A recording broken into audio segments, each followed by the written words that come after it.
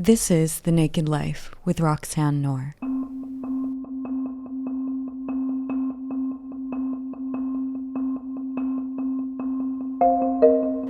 Hello, my dears. Thank you for tuning in today and for all the support, for subscribing on YouTube, for rating me on Spotify. I really appreciate all the engagement, all the sharing, and all the comments and sharing of ideas together.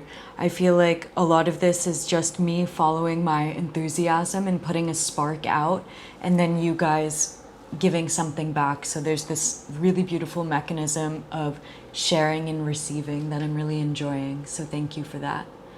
And today's spark that I actually want to talk about, a fragment I had of an idea, was about how God has been replaced. We see this happening all the time.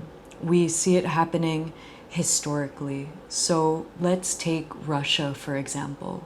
When Lenin was in power, a few weeks before the October Revolution, he had churches destroyed. He had monasteries destroyed. He referred to religion as a venereal disease. He had religious information taken out of school curriculum. And this banishment of religion was made to replace God. God was replaced with Lenin himself, so he would be able to govern and control people. And we've seen this happen in history a lot. We've seen it in China with Mao. During the Cultural Revolution from 1966 to 1976, all religious activities were banned.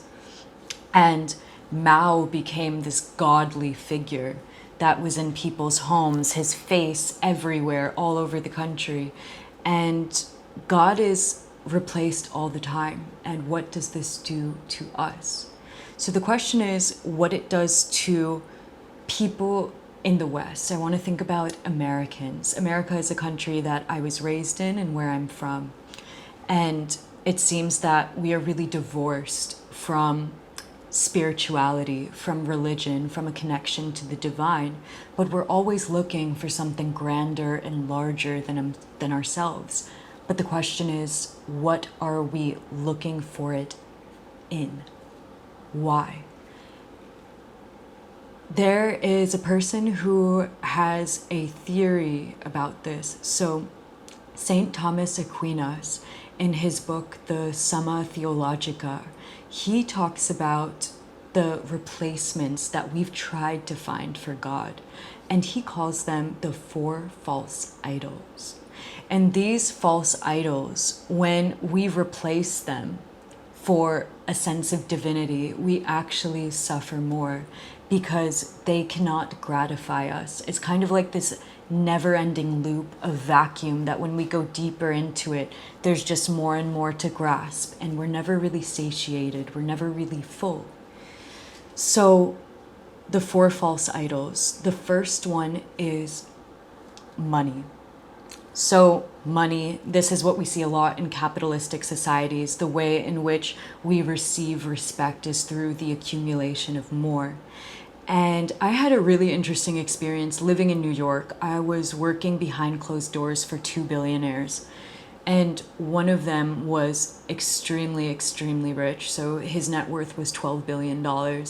And I stayed with him in his penthouse that was Beyonce's old penthouse, combined with Melania Trump's old penthouse on the 90th floor of the Trump Tower. Like very, very immaculate, lavish life.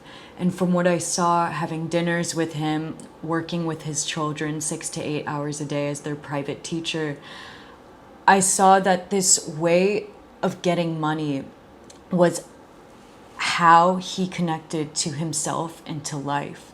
But the deeper and deeper he went into trying to obtain more, just what it was never enough. And so it was this endless cycle of needing more. That $12 billion could have been $200 in his bank account. It was never enough. And that need for money really dictating his whole life. And so we can know what our four false idols are based on the way we've shaped our lives, how much our thoughts, our words, our actions are governed by this idol. And most people will be governed by one or more of the four false idols. And it was very clear for a billionaire like him how much money dictated his sense of worth. The second one would be power. And power isn't just about yourself, it's about control from the outside.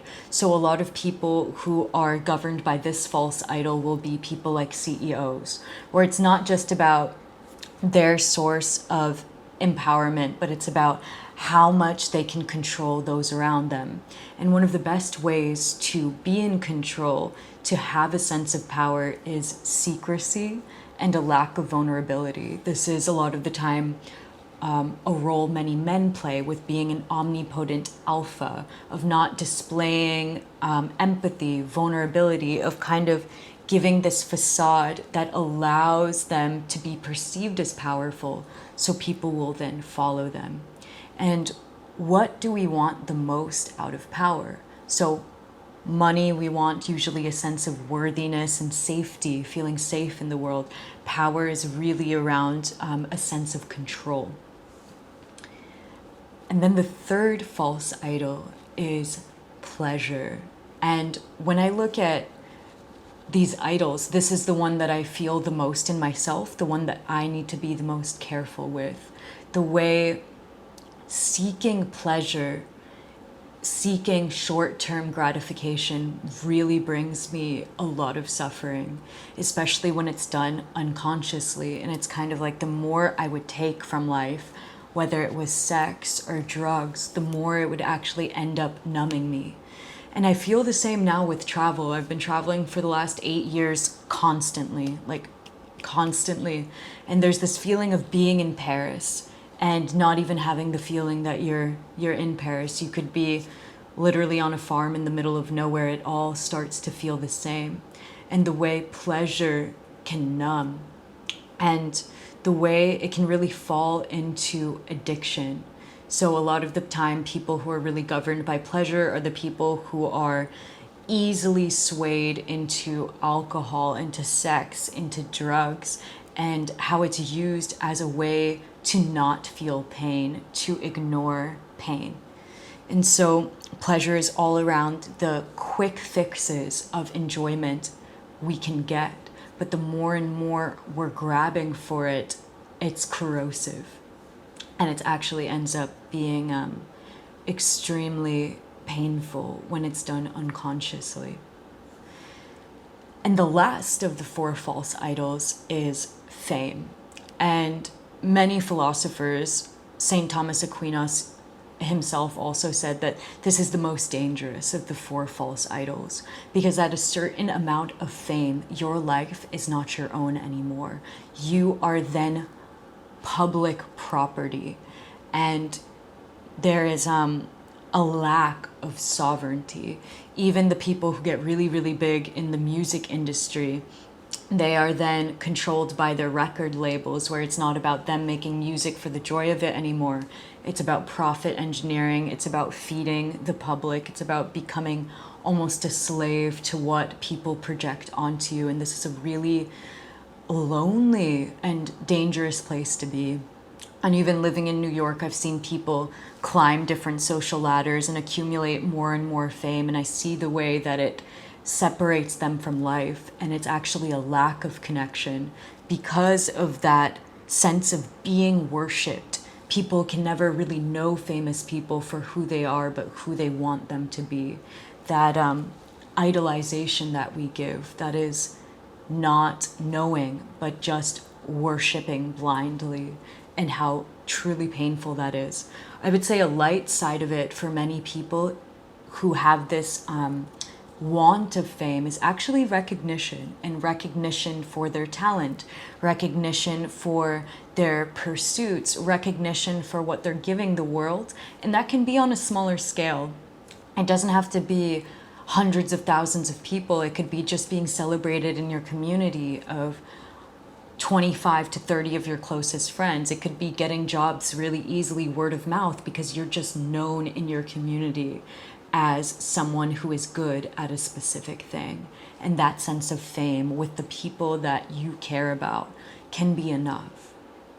And so basically, when we know through our thoughts, our words, and our actions what of the four false idols we are most swayed by, we can see it, and we can see the way in which we are yearning for something bigger than ourselves. All of these false idols give us a promise of something that is larger than life. But then we have to determine what God is and what divinity is for ourselves. And we have to see the way in which we've been divorced from it when it's in spirals of needing money, of needing attention from others, of needing hedonism and this treadmill of taking pleasure, this hedonic treadmill that is so numbing and so painful over time. And this want of power when we feel displaced from love, and the ways in which all these four false idols are inherently dangerous. But the more and more we can see the way we're governed by it, the more and more it loses its stranglehold, its choking nature over us. And so then the question is, what is godliness to us? What is this state of being where we feel like life is enough just as it is? What is our way of feeling this buoyancy in trust and in faith and in the mystery and the splendor of the unknown, the quiet brilliance of life happening all around us? And what do we want that godliness to be? And when I look at my life and I see the way in which I feel connected to divinity, it's always nature. It's the sitting next to the waterfall and hearing the song of the wild things. It's hearing the cicadas hum. It's knowing that I'm a part of the land, and that when I'm displaced from the land, I'm displaced from a deeper connection in myself. And so that going into nature, sitting by the waterfall, swimming in the ocean, walking barefoot and naked in the jungle is my source of divinity, and it's something that does not deplete me afterwards. Where when I look at just grabbing pleasure, grabbing the chocolate bar, having mindless sex, doing MDMA just in a party, all of these things have a cost. There are no free lunches in life, and the cost afterwards is not worth it in the end. But when I'm in nature and I'm communing with something larger than me, I feel sustained for days on end. And so that's just a different way of connecting to divinity. And we all have this. Maybe for you it's playing the guitar. Maybe it's meditating and sitting in silence. But it's that thing that's not taking from you afterwards. It's not depleting you. It's not making you feel like you have to rush into the next thing to then feel whole. And when we look at all of this, what we want is this feeling that life itself is enough. And the four false idols do not give us that feeling that life is enough. It puts us fixated in the external world, at grabbing at what we can take to then feel nourished inside. And so what I hope for all of you with this information is that you can determine which false idol you are falling prey to, and how to just come back to a state of sensing divinity within something that is self-generative for you, where it's happening from the inside out. So yeah, thank you guys for joining me today, and I hope that you can feel a sense of godliness and holiness within you and within all of the small things.